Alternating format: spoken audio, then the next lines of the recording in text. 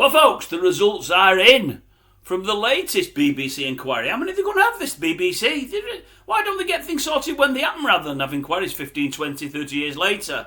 The Russell Brand inquiry, the BBC, I think they had, was it 8? I did write it down, bear with me a second. They had 8 complaints. I think the bulk of them were between 2006 and 2008. We're talking now 20 years ago. 8 complaints from 4 or 5 different women about Russell Brand and some of the things he got up to whilst working for the Beeb. And the big consensus that comes out of the inquiry, well, number one, firstly, I don't think he's being charged with anything from this lot of 8, although they may go with other charges that the Met may still be looking at. I don't know there. At the moment, it looks like he's got away scot-free with everything, but I don't know if things are going to resurface. I think they possibly are. Anyway, the big thing that came from the 8 complaints were many folk were saying they didn't bother complaining to the BBC at the time because they thought Brand was so powerful that they wouldn't have a voice, they wouldn't get listened to. And they actually did say, in fact, they didn't just think he was so powerful, he was powerful. Nothing got looked into because of the few complaints that were made, none got looked into at the time. All of them, bar one, got brushed under the carpet.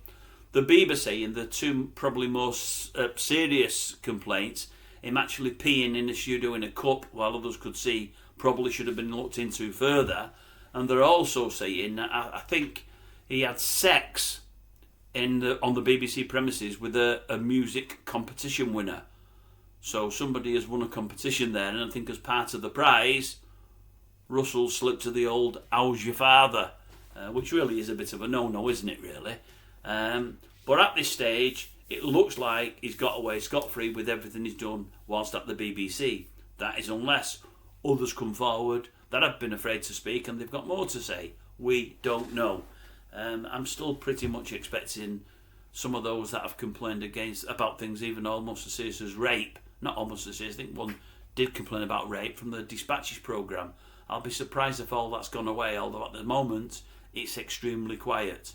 But anyway, the BBC really have done their investigation and come to no conclusion other than they should have been a bit harder with him and they should have listened to the complaints as they came in. And that really is it, folks. Not a lot more to tell you on that subject at this stage anyway.